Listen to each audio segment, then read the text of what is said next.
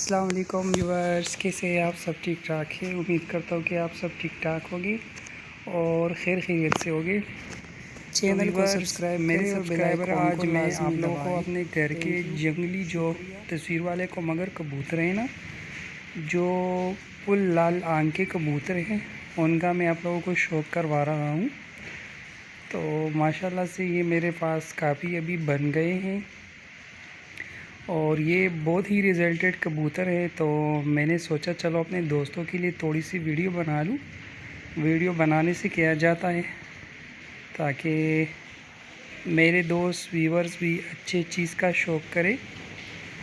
तो कबूतरों को आप देख सकते हैं माशाल्लाह से बाहर बहुत अच्छी बारिश भी स्टार्ट हो गई है, मतलब अल्लाह की तरफ से रहमत स्टार्ट हो गई है। तो ये मेरे दोस्त कबूतरों का आप देख ले, इसमें ज़्यादातर घने जालीदार भी होते हैं।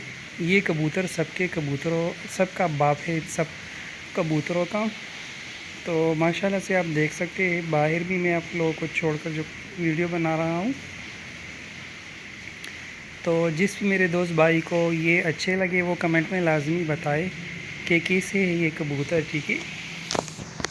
और जो दोस्त चैनल पर नए हैं वो चैनल को सब्सक्राइब करें।